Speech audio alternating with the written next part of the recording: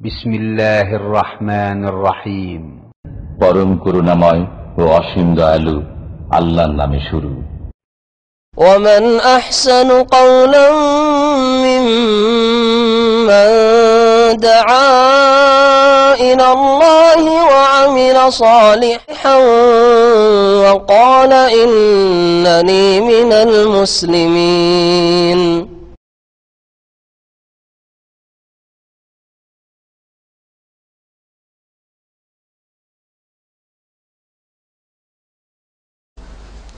السلام عليكم ورحمة الله وبركاته. إن الحمد لله نحمده ونستعينه ونستغفره ونعوذ بالله من شرور أنفسنا ومن سيئات أعمالنا من يهده الله فلا مضل له ومن يضلله فلا هادي له وأشهد أن لا إله إلا الله وحده لا شريك له وأشهد أن محمدا عبده ورسوله صلى الله تعالى عليه وعلى آله وصحبه وسلم تسليما كثيرا. يا أيها الذين آمنوا اتقوا الله حق تقاته ولا تموتن إلا وأنتم مسلمون.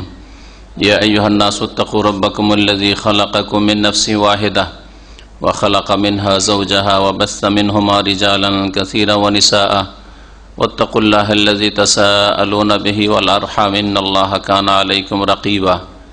يا أيها الذين آمنوا اتقوا الله وقولوا قولا سديدا يصلح لكم أعمالكم ويغفر لكم ذنوبكم ومن يطع الله ورسوله فقد فاز فوزا عظيما. أما بعد فإن خير الحديث كتاب الله وخير الهدي هدي محمد صلى الله عليه وسلم وشر الأمور محدثاتها وكل محدثة بدعة وكل بدعة ضلالة وكل ضلالة في النار. أعوذ بالله من الشيطان الرجيم.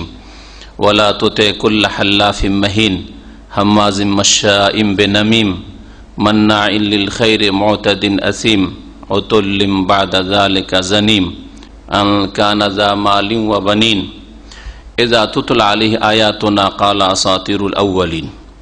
সম্মানিত ভাতৃমণ্ডলী, আল্লাহ পাক রব্বুল আলামিনের যাবতীয় প্রশংসা যে আল্লাহ পাক রব্বুল আলামিন ভালো কথা কাজের নির্দেশ দান করেছেন, ভালো কথা বলার নির্দেশ দিয়েছেন, ভালো কথা মোতাবেক চলার নির্দেশ দান করেছেন, ভালো কথাকে যে কোনো সূত্র থেকে আসুক আল্লাহ পাক রব্বুল আলামিন কবুল করার গ্রহণ করার নির্দেশ দান করেছেন।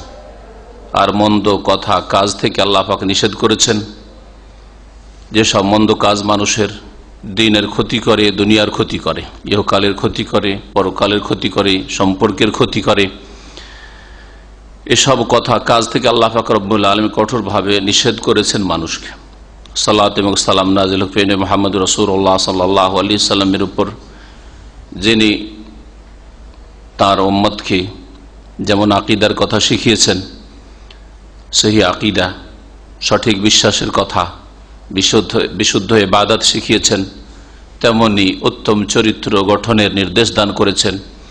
মানুষের উত্তম চরিত্র এবং পারস্পরিক সম্পর্ককে যেসব কথা কাজে নষ্ট করে, খারাপ করে, দুর্বল করে, সেসব কথা কাজ থেকে রাসূলুল্লাহ সাল্লাল্লাহু আলাইহি ওয়াসাল্লাম সতর্ক সাবধান করেছেন।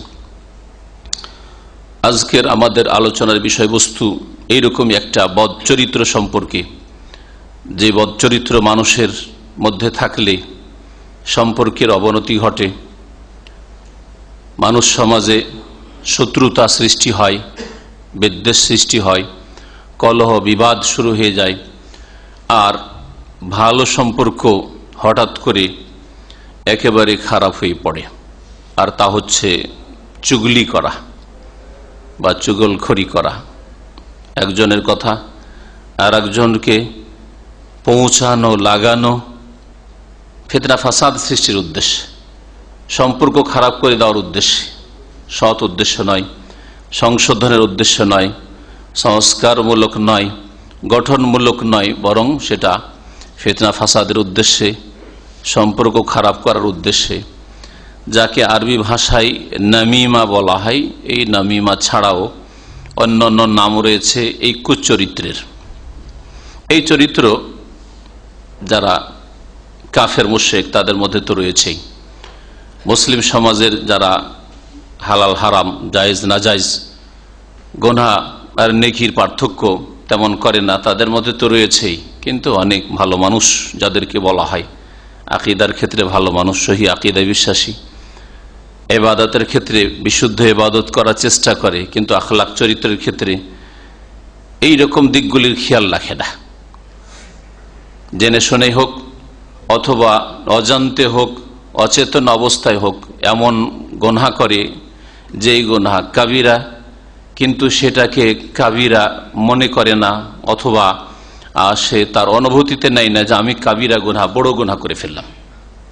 আল্লাহ পাক রব্বুল আলামিনের গজব, ক্রোধ আমার এই পাপের কারণে আমার উপর নেমে আসলো, এই কথা চিন্তাই করে না। অথচ আকীদা ঠিক, ইবাদত ঠিক, 5 ওয়াক্ত নামাজে কোনো ঘাটতি নেই, সহি আকীদার জায়গায় কোনো বিদাতি আকীদা নেই, সুন্নতের জায়গায় কোনো বিদাত করে না, বরং দিন শিখে, অনেক সময় দিন শিখায়, এইরকম চরিত্রের মানুষ রয়েছে। আর এই চরিত্র যেমন পুরুষদের মধ্যে রয়েছে, মহিলাদের মধ্যে তার চাইতে বেশি রয়েছে। এই রোগ, চুগলি করা, একজনের কথা আরেকজনকে লাগানো, এটা পুরুষদের চাইতে তুলনামূলক আমার অভিজ্ঞতায় দেখি যে মহিলাদের মধ্যে এই রোগ বেশি রয়েছে। আর বিশেষ করে আজকালকার এই অবসর সময় যে মহিলাদের কাছে রয়েছে, এই যুগে কাজকর্ম করে না, সবকিছু রেডিমেড চলে আসে বাড়িতে, সুতরাং শুয়ে থাকা, না হয় টিভির সামনে বসে থাকা, অথবা টেলিফোনে একজনের কথা আরেকজনকে লাগানো, চুগলি করা, অথবা কোনো পার্টিতে গেলে সেখানে টাইম পাস করতে হবে, চলে গেল বিকেলবেলা পার্টিতে, আর রাত 12টা না হলে সেই পার্টি শেষ হবে না, তো এই সময়টা কাটবে কিসে? তখন গীবত করা, পরনিন্দা করা, কারো দোষ ত্রুটি চর্চা করা, অথবা একজনের কথা, এক বাসার কথা আরেক বাসাতে লাগানো, এক ঘরের কথা আরেক ঘরে লাগানো, এক বোনের কথা আরেক বোনের কাছে লাগানো, ফিতনা ফাসাদ সৃষ্টি করার উদ্দেশ্যে, জেহালতের সাথে, অজ্ঞতার সাথে হোক, ও বুঝে না যে হয়তো এতে ফিতনা ফাসাদ লেগে যাবে আর বড় ঝামেলা সৃষ্টি হয়ে যাবে, হয়তো বুঝে না, নির্বোধ, অথবা বুঝে তারপরেও হালাল হারাম, জায়েজ না জায়েজ, কোনটা আমার জন্য বলা জায়েজ, কোনটা বলা জায়েজ নাই, এসব পরোয়াই করে না, গাফিলতি তো রয়েছে। আখলাক চরিত্র যে ইমানের একটা গুরুত্বপূর্ণ দিক, আর মুসলিম সমাজের সম্পর্ক যে মজবুত করার জন্য সচেষ্ট হইতে হবে, আল্লাহ পাকের পক্ষ থেকে এটা ফরজ নির্দেশ, ওয়াতাসিমু বিহাবলিল্লাহি জামিয়া ওয়ালা তাফাররাকু, তোমরা আল্লাহ পাকের রশিকে, কোরআন এবং সুন্নাহকে, আল্লাহ পাকের দ্বীনকে মজবুত করে ধারণ করো। কোরআন এবং হাদিস, হাবলুল্লাহ মানে কোরআন এবং হাদিস, ওয়াহি, আল্লাহ পাকের রশিকে তোমরা মজবুত করে ধারণ করো। ওয়ালা তাফাররাকু, তোমাদের সম্পর্ককে মজবুত করো যথাসাধ্য। প্রত্যেকে নিজ নিজ জায়গায় থেকে, নিজ নিজ কাজের ক্ষেত্রে থেকে, নিজ নিজ বাড়িঘরে থেকে, যে যেখানে থাকেন, যে কোনো স্তরের মানুষ হন না কেন, আল্লাহ পাক রব্বুল আলামিন ঐক্যের নির্দেশ দিয়েছেন। আল্লাহ পাক মুসলিম উম্মার ঐক্য, এক হওয়াকে ফরজ করেছেন। এক হওয়ার চেষ্টা করতে হবে কোটি কোটি মুসলিমকে। ওয়ালা তাফাররাকু, তোমরা বিচ্ছিন্নতা সৃষ্টি করিও না।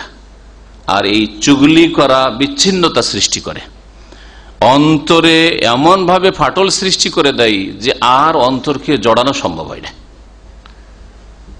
অথচ এই চুগলি করার পূর্বে একেবারে ঘনিষ্ঠ বন্ধু ছিল, ঘনিষ্ঠ বান্ধবী, আর এক অপরের সাথে কি সম্পর্ক, আর অন্তরে কোন রকম একটা দাগও ছিল না, ফাটল তো দূরের কথা, কিন্তু একটা চুগলি করার কারণে, একটা কথা লাগানোর জন্য, ভিড়ানোর জন্য, এইখানকার কথা গিয়ে ওইখানে পৌঁছিয়ে দিল, যার ফলে একেবারে সম্পর্ক চূর্ণ বিচূর্ণ হয়ে গেল। এই রোগ যদি ফাসিকদের মধ্যে শুধু থাকতো, শুধু কাফের অমুসলিমদের মধ্যে থাকতো, তাহলে আমাদের এত কষ্ট লাগতো না, আর মাথা ব্যথা হইতো না। সহি আকীদার ভাইদের মধ্যে যদি এই রোগ থাকে, সুন্নতের দাবিদার, বিদআত থেকে মুক্ত হওয়ার দাবিদার, তাদের মধ্যে যদি এই চরিত্র থাকে, যদি এই চরিত্র থাকে, যারা বলে আমরা সহি নামাজ পড়ি, সহি ইবাদত করি, তাদের মধ্যে এই চরিত্র থাকে, যারা কোরআন এবং হাদিসের ইলমের চর্চা করে, পড়ে অথবা পড়ায়, শিখে অথবা শিখায়, তাদের মধ্যে যদি এই খারাপ চরিত্র থাকে, কাবিরা গুনাহ থাকে, তাহলে বড়ই দুঃখজনক। এই জন্য এই বিষয়টি সম্পর্কে আজকে এই অল্প সময়ে আলোচনার চেষ্টা করব। চুগলি করা, কোরআন এবং হাদিসের আলোকে একজনের কথা আরেকজনকে লাগানো, অথচ একটি কথা চিন্তা করে আলোচনা শুরু করার পূর্বেই যে চুগলখড়ি যেই কথাটি নিয়ে করছে কথাটা কিন্তু মিথ্যা নয়, এই বিষয়টি ভালো করে চিন্তা করে নেন।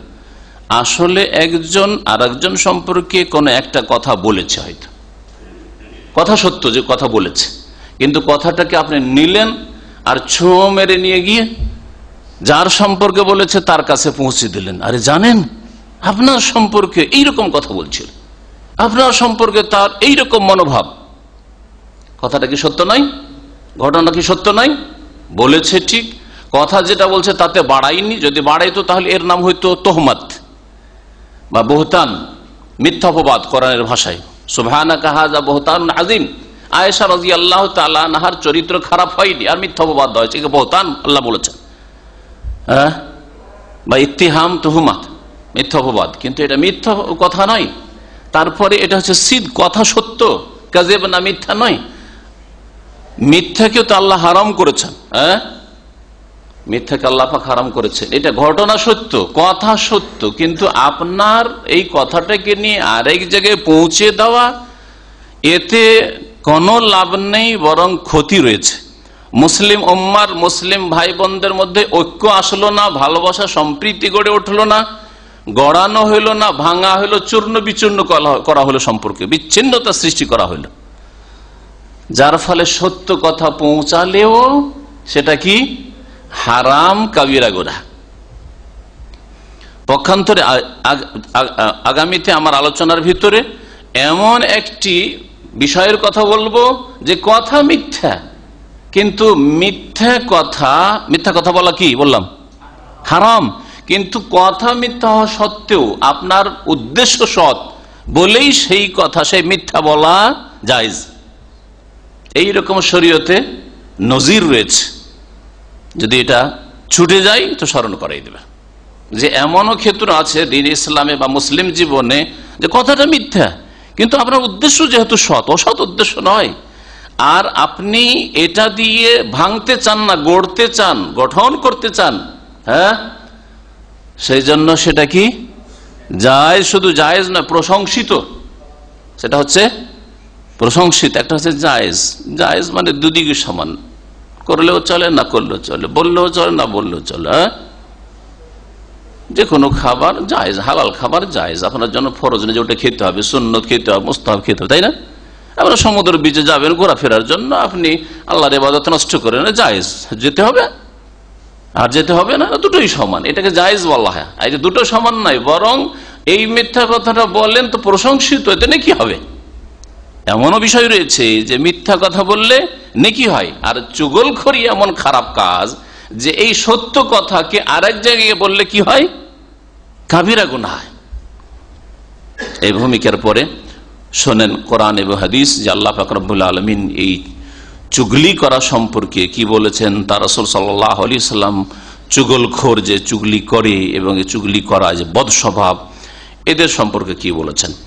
আল্লাহ পাক সূরা কালামের আয়াত নম্বর 10 থেকে 15-তে ইরশাদ করেছেন বেশ কিছু বদ চরিত্র সম্পর্কে, আর বদ চরিত্র যা রয়েছে সেই লোক সম্পর্কে। এগুলি কাফেরদের চরিত্র, আল্লাহ পরকালে বিশ্বাসী নয়, জবাব দিতে হবে না, মরার পরে কেউ উঠাবে না, জিজ্ঞাসা করবেন না কেন তুমি মানুষের সম্পর্ক খারাপ করলে, তাদের দ্বারা হইতে পারে। কিন্তু আপনাকে প্রত্যেকটি কথার, প্রত্যেকটি কাজের, প্রত্যেকটি আপনার নড়াচড়ার, প্রত্যেকটি আপনি ধাপ রাখছেন, যে আপনি পা রাখছেন, তার জবাব দিতে হবে। প্রত্যেকটি বস্তু সম্পর্কে আপনার জবাব দিতে হবে। সুতরাং আপনাকে সবসময় চিন্তা করে কথা বলতে হবে, কথাটাতে আমি নেকি করলাম না গুনাহ করলাম, কথাটা কি আমার জন্য বৈধ হইল না অবৈধ হইল। মহান আল্লাহ ইরশাদ করছেন, ওয়ালা তুতি কুল্লা হাল্লাফিম মাহিন। হে নবী মুহাম্মদ সাল্লাল্লাহু আলাইহি ওয়াসাল্লাম, এমন লোকের, যারা এমন লোক যারা বেশি বেশি শপথ করে, খুব বেশি বেশি মিথ্যা কসম খায়, যারা বেশি বেশি কসম খায় তার মানে দুর্বলতা আছে না, বেশি কেন কসম খাবে, এত বেশি বেশি কসম খায় মানে মিথ্যা কসম খায়, নিজের সাফাইয়ের জন্য, নিজে পরিষ্কার পরিচ্ছন্ন মানুষের কাছে প্রকাশ করার জন্য যে আমি ঠিক আছি। এইরকম যারা বেশি বেশি হলফ করে থাকে তাদের কথা শুনিও না, তুমি মানিও না। ওলা তোতে, ওদের আনুগত্য করিও না, ওদের কথা শুনিও না, ওদের কথা মোতাবেক চলিও না। মহিন আর বেশি বেশি শপথ করে, মিছামিছি কসম করে, যার ফলে সমাজের লোক জেনে ফেলে যে লোকটা মিথ্যা কথা বলে আর মিথ্যা কসম করে। যখন সমাজের লোক জেনে ফেলে তখন সমাজে সে লাঞ্ছিত হয়ে যায়, মানুষের অন্তরে তার স্থান থাকে না, সম্মান শ্রদ্ধা থাকে না, ঘৃণা করে লোকেরা। সুতরাং সে মহিন, লাঞ্ছিত, সে লাঞ্ছিত। হাম্মাজিন, আর যার বদ চরিত্র হচ্ছে হাম্মাজ। এগুলি বিভিন্ন বদ চরিত্র, সবগুলি যে একজনের মধ্যে একত্রিত হইতে হবে জরুরি নয়, হইতে পারে যে অনেকে এরকম যারা খুবই খারাপ তার মধ্যে এই সবগুলি চরিত্র আছে, আর হইতে পারে যে প্রত্যেকের মধ্যে একটা একটা করে খারাপ চরিত্র। কেউ কেউ বেশি বেশি মিথ্যা শপথ করে, যার ফলে সমাজে লাঞ্ছিত, মানুষের কাছে লাঞ্ছিত, দ্বীনী ভাই মুমিন ভাইদের কাছে লাঞ্ছিত। আর হাম্মাজ, আর যারা দোষচর্চা করে, পরনিন্দা করে, মানুষের কুৎসা গিয়ে বেড়ায়, গীবত করে বেড়ায়, সমালোচনা করে বেড়ায়, ওর মধ্যে এই দোষ আছে, ওর মধ্যে এই দোষ আছে, ওর এই রয়েছে, ওর এই রয়েছে, অথচ তার এই যে খারাপ দিকগুলি রয়েছে এই দিকগুলি তার ব্যক্তি জীবনের সাথে সম্পর্ক, অথবা পারিবারিক জীবনের সাথে সম্পর্ক, তার সাথে সম্পর্ক, অথবা তার স্ত্রী ছেলে মেয়ের সাথে সম্পর্ক। তার খারাপ দোষ দিয়ে আমার কি ক্ষতি রয়েছে, আপনার কি ক্ষতি রয়েছে? সুতরাং যদি এগুলি তার পার্সোনাল বিষয় হয়, ব্যক্তি জীবনের বিষয়, আর না হলে পারিবারিক বিষয়, তার অর্থনীতির বিষয়, আর যেগুলি দিয়ে অন্য লোকের কোনো ক্ষতি নাই, এগুলো দাওয়াতি বিষয় নয় যে সে কাউকে গোমরাহ করছে, হ্যাঁ, এগুলি এমন কিছু আদান প্রদান ব্যবসা বাণিজ্যের বিষয় নয় যে যার মাধ্যমে কারোর সাথে বেইমানি করে ফেলে, কারোর কাছে টাকা ধার নিল আর উধাও হয়ে গেল, এইরকমও নয়। হ্যাঁ, এইরকম ক্ষতির আশঙ্কা থাকলে অবশ্যই বলে দিতে হবে যারা তাদের সাথে, এই খারাপ লোকদের সাথে আদান প্রদান করছে, কারণ অন্যের ক্ষতির আশঙ্কা রয়েছে সেই জন্য। কিন্তু ব্যক্তি জীবনে কারো টাকরা নিচে কাপড়, কেউ ফজর নামাজ দেখতে পাওয়া যায় না, কারো দাড়ি একটু ছোট, কারো স্বামী স্ত্রীতে ঝগড়া হয়, কারো পারিবারিক সমস্যা রয়েছে ইত্যাদি ইত্যাদি, কারো শারীরিক দুর্বলতা রয়েছে ইত্যাদি ইত্যাদি, এই ধরনের যতগুলি গুণ হইতে খারাপ দুর্বলতার দিক হতে পারে।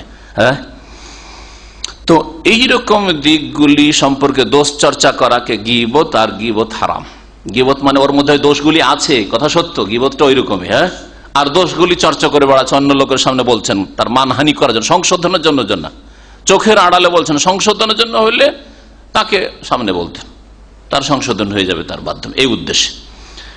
তো হাম্মাজ যারা দোষ চর্চা করে বেড়ায়, ওয়াইল উল্লেখ করলে হোমাজাতিল লুমাজা, দুর্ভোগ, সর্বনাশ, ধ্বংস, ওয়াইল নামক জাহান্নাম, এমন প্রত্যেক ব্যক্তির জন্য এই ছোট্ট সূরার শুরুতে আল্লাহ বলেছেন লিকুল্লি হুমাজা, যারা দোষ চর্চা করে বেড়ায়, গীবত করে, পরনিন্দা করে, আলোমাজা, আর যারা মানুষকে কষ্ট দেয়, চোখের ইশারা ইঙ্গিতে কষ্ট দেয়, মুখটাকে বাঁকা করে কষ্ট দেয়, অথবা হাতের ইশারে দিল একবারে ওকে কি করে হেউ প্রতিপন্ন করে, তা বা চোখ টিপি দিয়ে বিভিন্ন রকম ভাবে এটা লমস করা। আল্লাহ পাক রব্বুল এদের জন্য ওয়াইল, দুর্ভোগ, ধ্বংস, অথবা ওয়াইল নামক জাহান্নাম রয়েছে। আল্লাহ বলেছেন মাশাইন বেনামিম, এটা হচ্ছে আমাদের আজকের বিষয়বস্তু। আর যারা কি করে বেড়ায়, মাশা, চলাফেরা করে, এখান থেকে ওখানে যায়, এখান থেকে ওখানে যায়, এখান থেকে ওখানে যায়, কি নিয়ে যায়? ভালো কিছু নিয়ে যায় না, নামিম, চুগলি নিয়ে যায়, চুগলখড়ি করে বেড়ায়। এর কথা ওকে লাগায়, ওর কথা একে লাগায়, আমার কথা আপনাকে লাগায়, আপনার কথা আমাকে লাগায়। উদ্দেশ্য হচ্ছে সম্পর্ক খারাপ। আমার ভাইয়ের কথা আমাকে লাগালো, আবার আমার কথা গিয়ে ওর কাছে লাগালো। এইরকমই কারো মায়ের কথা মেয়েকে লাগালো, ছেলেকে লাগালো, ভাইয়ের কথা বোনের কথা ভাইকে লাগালো, এইভাবে এক লোকের কথা আর এক লোককে, এইভাবে সাথী সঙ্গীদের মধ্যে, যেখানে চাকরি করছেন কলিগ, এইরকমই একই ক্লাসে পড়াশোনা করেন, একই প্রতিষ্ঠানে শিক্ষকতা করেন, একজনের কথা আরেকজনকে লাগিয়ে, আরে জানিস ও তো তোর সম্পর্কে এইরকম ধারণা রাখে, তোর সম্পর্কে এইরকম বলে, আর কথাই বলবো না ওর সাথে। যাকে ভালোবাসে সেই রকম কাজ করে, কথাই বলবো না ওর সাথে, কোনো সম্পর্ক নাই, এক্ষুনি ওর নম্বর ডিলিট করলাম, সাথে সাথে শেষ, তাই না?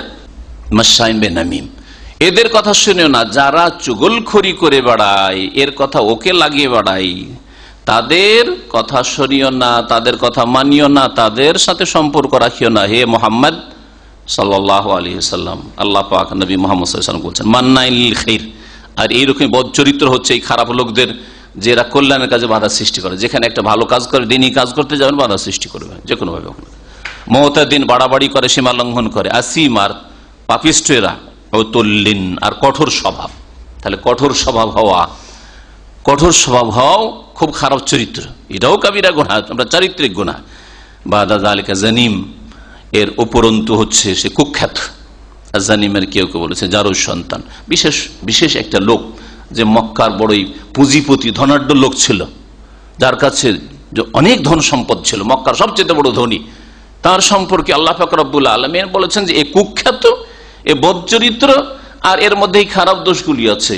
সে এসে হে মুহাম্মদ সাল্লাল্লাহু আলাইহি ওয়াসাল্লাম তোমার কাছে কিছু প্রপোজাল পেশ করবে, প্রস্তাব পেশ করবে যে আপনি এই করুন, এই করুন, এইরকম করেন তাহলে মানবো। আপনি এই গরিবগুলোকে বসাচ্ছেন, ওর সাথে আমি একটা অনেক পয়সাওয়ালা মানুষ, এইসব লেবার শ্রেণীর মানুষের সাথে বসবো, এইসব দাসদের সাথে বসবো, কেন বসবো?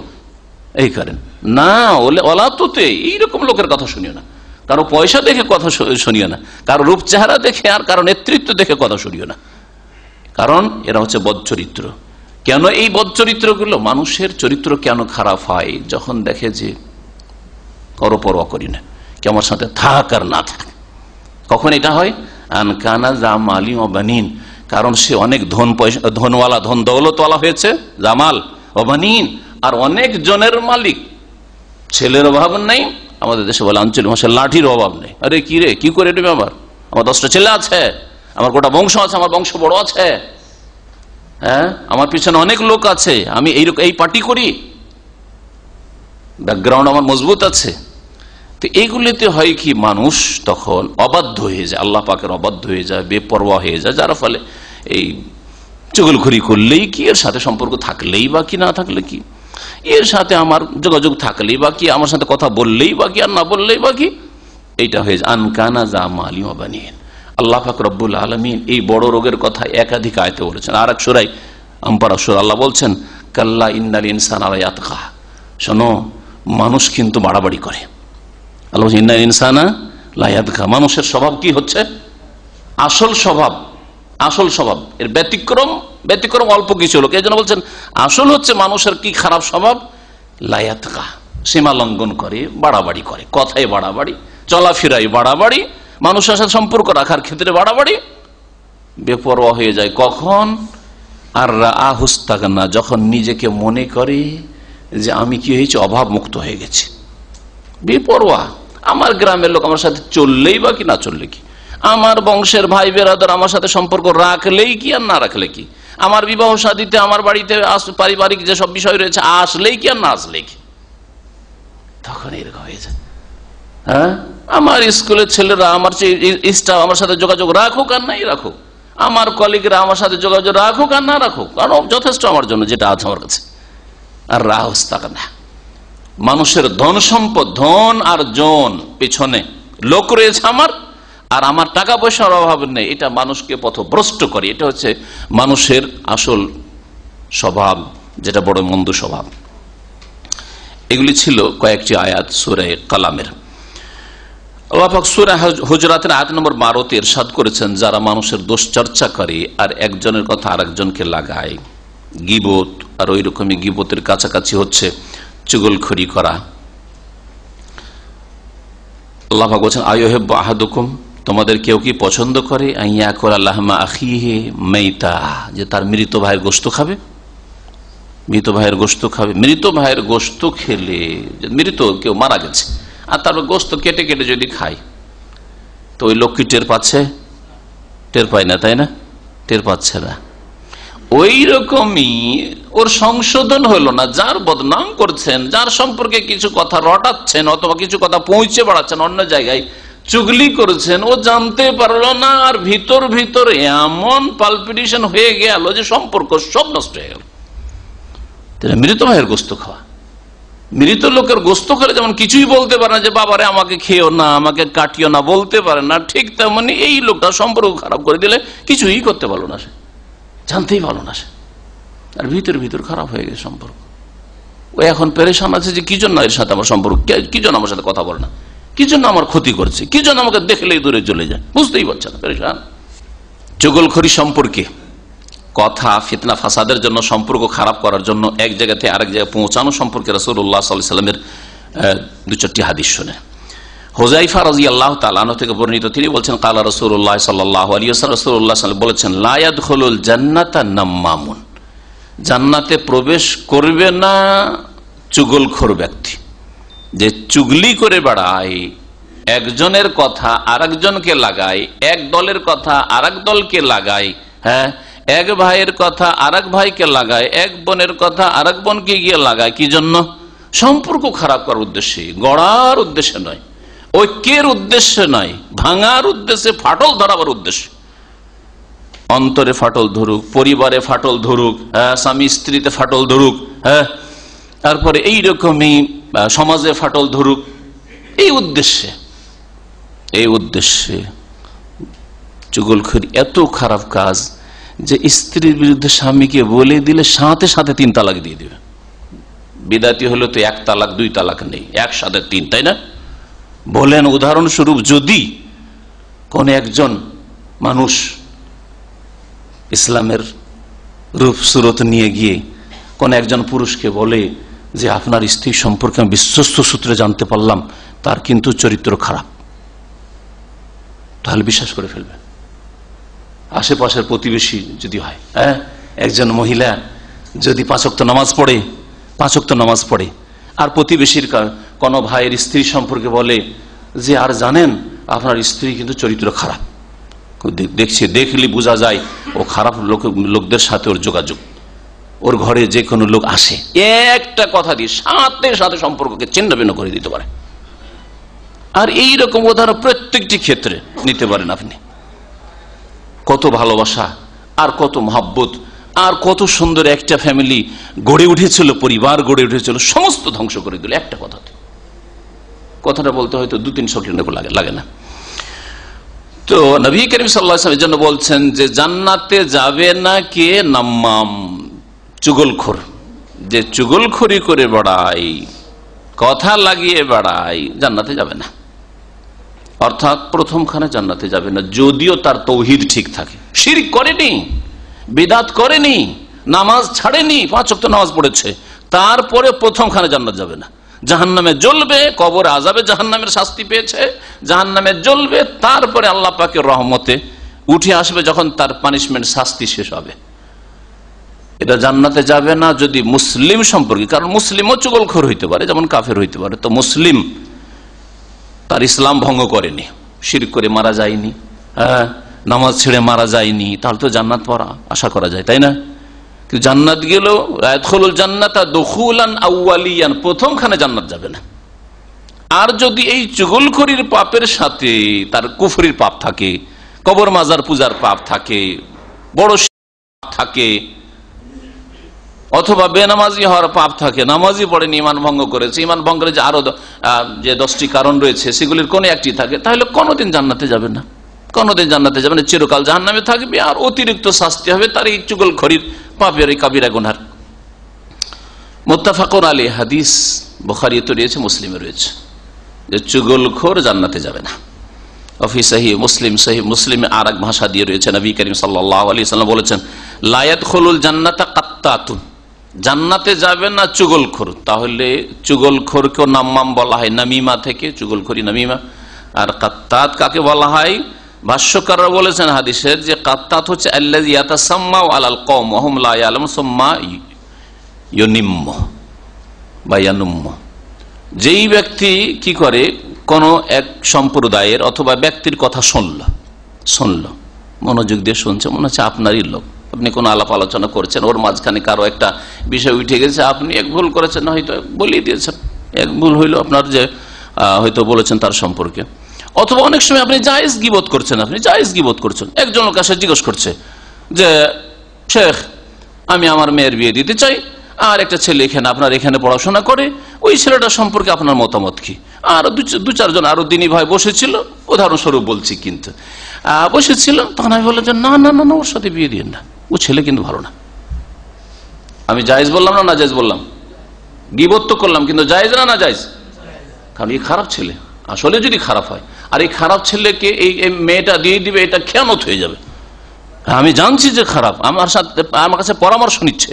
রাসূলুল্লাহ সাল্লাল্লাহু আলাইহি ওয়াসাল্লাম বলেছেন আল মুস্তাশারু মুতামানুন, যার কাছে পরামর্শ নেওয়া হয় সে কিন্তু আমানতদার ব্যক্তি, সে যেন খেয়ানত না করে।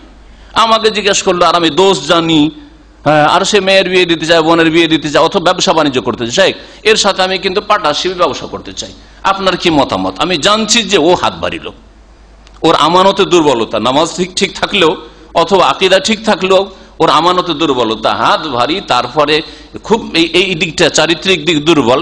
আমার জন্য ফরজ যে ভাই আমার কাছে যখন পরামর্শ নিচ্ছেন আপনি, এর সাথে আপনি ব্যবসা করিয়েন না।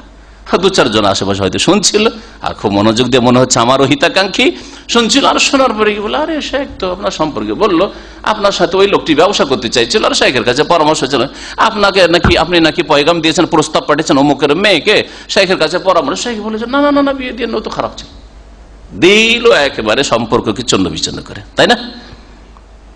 ইয়াতাসাম্মা আলাল কওম, কোন একটা কথা শুনলো কোন জাতি অথবা ব্যক্তির কাছ থেকে, আর শোনার পরে যে তার অসৎ উদ্দেশ্য আছে, আমার কথাটাকে ওখানে পৌঁছে দিবে, এটা যদি জানতাম তোর সামনে বলতাম না, আমি নির্জনে বলতাম ঠিক আছে এই ব্যাপারে পরে কথা হবে। তারপরে কথাটাকে নিয়ে গিয়ে কি করলো, পৌঁছিয়ে দিল যে জানেন এইরকম ব্যাপার স্যাপার, তাহলে শাইখেরও বিরূপ ধারণা আপনার সম্পর্কে, হ্যাঁ এইরকম কথা বলেছে আপনার সম্পর্কে, তাই নাকি? আরে এত আমি দিনের কাজ করি, নিয়মিত আমি সব ক্লাসে আসি, আর আমার সম্পর্কে এরকম করে দিল না। যাও, উদাহরণ দিলাম, আমার সাথে এরকম করেননি কেউ, হ্যাঁ, কিন্তু উদাহরণ দিলাম, ঠিক না? আর আমার সাথে করলেই যে হারাম হবে তা নয়, যে কোনো মানুষের সাথে, মুসলিমের সাথে শুধু না। আল্লাহ পাক এ কথা বলেননি যে তুমি অমুসলিমদের সাথে এইরকম সম্পর্কের অবনতি ঘটাও, আর বিচ্ছিন্নতা সৃষ্টি হোক, আর শত্রুতা কলহ বিবাদ সৃষ্টি, কখন আল্লাহ পাক এ কথা চাননি।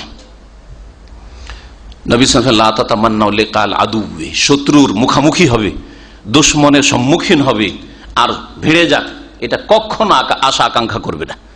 তার মানে আপনার একজন কাফেরও যদি আশেপাশে থাকে, তার সাথে আমার কি হয়ে যাক, সম্পর্ক খারাপ হয়ে যাক, আর তার সাথে আমার ঝগড়া বিবাদ সৃষ্টি হয়ে যাক, এটা কখনো আশা করিও না, আকাঙ্ক্ষা করিও না। এইরকম আকাঙ্ক্ষা করতে নিষেধ আছে। তার মানে সবসময় চেষ্টা করতে হবে যে যেখানে বসবাস করি, মুসলিম হোক আর অমুসলিম হোক, আমাদের সম্পর্কটাকে, দুনিয়ার সম্পর্ককে ভালো রাখার চেষ্টা করতে হবে ভালো আচরণের মাধ্যমে। আর চুগলখড়ি, গীবত আর এরকমই মিথ্যা কথার ছড়াছড়ি, এইসব দিয়ে যা দিয়ে সম্পর্ক খারাপ হয় সেসব থেকে বেঁচে থাকার মাধ্যমে। 3 নম্বর আরেকটি হাদিস শোনেন, আব্দুল্লাহ মাসউদ রাদিয়াল্লাহু তাআলা আনহু থেকে বর্ণিত, তিনি বলছেন যে রাসূলুল্লাহ সাল্লাল্লাহু আলাইহি ওয়াসাল্লাম বলেছেন, আলা হাল উনাব্বিউকুম মাল আদহু, তোমাদেরকে কি বলে দেব কি যে আদ কি জিনিস, আইন দাদ হা, আদহুন কি জিনিস। শব্দটা একটু কঠিন, তখনকার যুগের আরবদের জন্য কঠিন, কিছু কিছু মুশকিল শব্দ আছে। বাংলাতে এমন এমন শব্দ আছে যদি বলে দেওয়া হয় তো বুঝাই মুশকিল সাধারণ মানুষ, তাই না? সাহিত্যিক না হইলে বাংলা যদি পণ্ডিত না হয়তো বুঝতেই পারবেন। আরবি তো এরকম আছে, বলে দেব কি তোমাদের আদহ সম্পর্কে, সেটা কি, হে নামিমাতু আল কালাতু বাইনান নাস, এটা হচ্ছে চুগলখড়ি করা, চুগলি করা, একজনের কথা আরেকজনকে লাগানো, এক গ্রুপের কথা, এক দলের কথা, এক সম্প্রদায়ের কথা আরেক সম্প্রদায়ে লাগানো, এক পরিবারের কথা আরেক পরিবারে পৌঁছানো, এটা হচ্ছে আল কালাতু বাইনান নাস, মানুষের মাঝে কথা পাচার করা, কথা পাচার করা। যারা ব্লক করে এক দেশ থেকে এক দেশ, ব্যবসা করে এক দেশ থেকে আরেক দেশ, মাল সামান পৌঁছায়, সৌদি আরব থেকে কোনো সামান বাংলাদেশে পৌঁছলো, বাংলাদেশ থেকে এখানে নিয়ে আসছে, হ্যাঁ। তো ওই রকমই কথা পাচার করার নাম হচ্ছে চুগলখড়ি, আদ। আজ সম্পর্কে আরবির সবচেয়ে বিখ্যাত কয়েকটি অভিধান রয়েছে, তার মধ্যে একটি হচ্ছে আল কামুস, অ্যারাবিক টু অ্যারাবিক কামুস, একটা আরবি উর্দু আছে, কিন্তু এটা হচ্ছে আরবিটা। বলছে আজাহা মানে কি, আজাহা মানে 3টি অর্থ, মিথ্যা বলা, জাদু করা আর কথা পৌঁছানো, এগুলো অর্থ হয়। আজাহ মানে হয় মিথ্যা কথা বলা, আর কি হয় জাদু করা, কেউ আজ বলা হয়, আর কি বলা হয় চুগলখড়ি করা, একজনের কথা আরেকজনকে লাগানো, পৌঁছানো, এটাকেও আযহন বলা হয়। ফায়ুতলাকুল আযহ, সুতরাং এই শব্দটি মিথ্যার উপরও বলা যেতে পারে, সেহেরের উপর বলা যেতে পারে, জাদুর ক্ষেত্রে, নামিমা চুগলখড়ির ক্ষেত্রে বলা যেতে পারে। একে নবী করিম সাল্লাল্লাহু আলাইহি ওয়াসাল্লাম সেহের বলেছেন, জাদু বলেছেন। কেন জাদু বলেছেন পরে বলছি।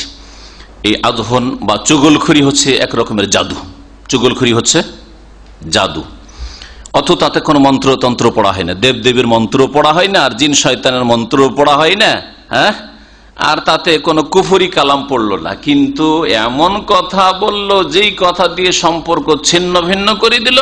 যেমন জাদু করে, যেমন আমাদের দেশের লোকেরা ভুল ভাষাটা বলে, বাক্যটা ভুল বলে, অমুকের স্বামী স্ত্রী তালাক হয়ে গেছে, তাবিজ করেছিল, হ্যাঁ তাবিজ। এতে থেকে বোঝা যায় যে তাবিজ হচ্ছে শিরক, তাই না? কুফরি শিরক করেছে, দিয়ে সম্পর্ক ছিন্ন করেছে, তাহলে তাবিজ জায়েজ না ইসলামে? সহিহ বুখারী মুসলিমে আরেকটি হাদিস রয়েছে এই মর্মে, আবু হুরায়রা রাদিয়াল্লাহু তাআলা আনহু থেকে বর্ণিত। তিনি বলছেন যে রাসূলুল্লাহ সাল্লাল্লাহু আলাইহি ওয়াসাল্লাম বলেছেন, তাজিদুনা মিন শিরারিন নাস, সবচাইতে খারাপ লোক পাবে ইয়াউমাল কিয়ামতে, কিয়ামতের দিন। কিয়ামতের দিনে খারাপ লোক পাবে কাকে? ইনদাল্লাহ, আল্লাহ পাকের নিকটে। জাল ওয়াজহাইন, দুমুখী মানুষকে, দুমুখা মানুষ। জাল ওয়াজহাইন, যার দুটা চেহারা আছে। নাকি এরকম লোক? দুই চেহারাওয়ালা লোক আছে? কাকে দুই চেহারাওয়ালা বোঝা যায়? আমার কাছে এসে আমার অনুগত বন্ধু, ঘনিষ্ঠ মানুষ, আর আরেকজনের কাছে আমার কথা লাগাবার সময় ওর বন্ধু। এটা হচ্ছে দুই চেহারাওয়ালা। হ্যাঁ, মুনাফিক চরিত্র। মুনাফিকে দুই চেহারাওয়ালা বলা হয়, আর চুগলখোরকে দুই চেহারাওয়ালা বলে। আমার কাছে এসে শোনার জন্য আমার মতো, আমার ভক্ত লোক, আমার বন্ধু লোক, আপনার বন্ধু লোক, আর আপনার কথা নিয়ে গিয়ে যার সম্পর্কে আপনি বলেন ওর কাছে গিয়ে ওর বন্ধু হয়ে গেল। জালওয়াজে দুই চেহারাওয়ালা মানুষ। সবচেয়ে খারাপ লোক যারা, তাদের এক শ্রেণীর মানুষ, কাফের মুশরিকও খারাপ, বেনামাজিও খারাপ, খুনিও খারাপ, জেনাকারীও খারাপ, যতগুলি পাপ আর পাপী আছে তারা খারাপ। তার মধ্যে খারাপ লোক কিয়ামতের দিন তোমরা পাবে। রাসূলুল্লাহ সাল্লাল্লাহু আলাইহি ওয়াসাল্লাম বলছেন, আল্লাহ পাকের নিকটে এরা নিকৃষ্ট, শিরারুন নাস, খারাপ লোক। জাল ওয়াজহাইন, দুই মুখী মানুষ। আল্লাযী ইয়াতি হাওলাই বিওয়াজহিন ওয়া হাওলাই বিওয়াজহিন, যারা এর কাছে যায় এক রূপ চেহারা নিয়ে, আর ওর কাছে যায় আর এক রূপ চেহারা নিয়ে। এর কাছে এর বন্ধু হয়ে আসে, ওর কাছে ওর বন্ধু হয়ে যায়। এর কথা ওকে লাগায়, ওর কথা একে লাগায়। নিকৃষ্ট মানুষেরা। নামাজ পড়েও ভালো হইতে পারলেন না, সহি আকীদা, শিরক বিদআত করেন না, হ্যাঁ খুব সুন্নতের পাবন বলছিলেন আর বিদআত মুক্ত, তা দিয়েও ভালো মানুষ, খাইরুন নাস হইতে পারলেন না, শেরারুন নাস, নিকৃষ্ট মানুষ। কারণ আপনার মধ্যে এই চুগলখড়ির বদচরিত্র রয়েছে, মুনাফিকির বদচরিত্র রয়েছে, দুমুখা মানুষ। আবু দাউদে আরেকটি হাদিস রয়েছে আম্মার ইবনে ইয়াসির রাদিয়াল্লাহু তাআলা আনহু থেকে। তিনি বলছেন যে নবী করিম সাল্লাল্লাহু আলাইহি ওয়াসাল্লাম বলেছেন, মান কানা লাহু ওয়াজহান ফিদ দুনিয়া, যার দুনিয়াতে দুটো মুখ হবে, দুটো চেহারা হবে, যার দুনিয়াতে দুটো চেহারা হবে, কানা লাহু ইয়াউমাল কিয়ামাতি লিসানান মিন নার, তার কিয়ামতের দিনে জাহান্নামের আগুনের দুটো জবান হবে, জিহ্বা হবে। সুবহানাল্লাহ, চিন্তা করুন আপনি কি বললেন নবী সাল্লাল্লাহু আলাইহি ওয়াসাল্লাম, যার দুটা মুখ হবে, দুটা চেহারা হবে, মানে দুই মুখা মানুষ, চুগলখড়ি করে বেড়ায়, এখানকার কথা ওখানে পৌঁছায়, ওখানকার কথা এখানে পৌঁছায়। এই যার চরিত্র, তাকে আল্লাহ পাক রব্বুল আলামিন কিয়ামতের দিনে একটা জিহ্বার বদলে দুটা জিহ্বা দিবেন, দুটা জবান দিবেন। কারণ এই জবান দিয়ে কথা বলেছে, জবান দিয়ে এখানকার কথা ওখানে বলেছে, আবার ওখানকার কথা নিয়ে সে এখানে বলেছে। এখানে এক রকমের জবান ছিল, ওখানে গিয়ে আর এক রকমের জবান ছিল। ওই জন্য আল্লাহ পাক কিয়ামতের দিনে দুটো জবান, জিহ্বা দিবেন মিন্নার, কিসের? জাহান্নামের আগুনের। জাহান্নামের আগুনের দুটো জবান হবে তার, আর থাকবে কোথায়? জান্নাতে। তাহলে জাহান্নামী জবান নিয়ে, জাহান্নামের আগুনের জবান নিয়ে কোথায় যাবে? জাহান্নামে যাবে। চুগলখড়ি সম্পর্কে, যে বদচরিত্র সম্পর্কে উলামায়ে কেরামরা যুগে যুগে তাদের বিভিন্ন বক্তব্য লিখেছেন, তার মধ্যে দু একটি কথা শোনাই। চুগলখড়ি কথা হচ্ছে নাকলু কালামিন নাস বাদাহুম ইলা বাদ, নাকলু কালামিন নাস, মানুষের কথা পৌঁছানো, একের কথা অন্যের কাছে, লিল ইফসাদ বাইনাহুম, তাদের মাঝে ফাসাদ সৃষ্টি করার জন্য, বিশৃঙ্খলা সৃষ্টি করার জন্য, ঝগড়া বিবাদ লাগিয়ে দেওয়ার জন্য। কেন এটা কাবিরা গুনাহ? আর কেন এত কঠোর বাণী নবী করিম সাল্লাল্লাহু আলাইহি ওয়াসাল্লাম উচ্চারণ করেছেন, জান্নাতে যাবে না, নিকৃষ্ট লোক, এরা দুমুখা? কেন এইসব কথা বলেছেন? কারণ বলছেন মিন আযামি আসবাবি কাতইর রাওয়াবিত, মানুষের সম্পর্ককে ছিন্ন করার জন্য সবচেয়ে বড় কারণ। মানুষের সম্পর্ক খারাপ করতে হয় তো চুগলখড়ি করে দাও, এর কথা ওকে লাগিয়ে দাও। ওয়া ইকাদে নিরানিল হিকদি ওয়াল আদাওয়াহ, আর শত্রুতা বিদ্বেষের আগুন জ্বালিয়ে দেওয়ার মুখ্য কারণ। আপোষের শত্রুতার বিদ্বেষের আগুন জ্বালিয়ে দেওয়ার জন্য এটা হচ্ছে মুখ্য কারণ বাইনান নাস, মানুষ সমাজে।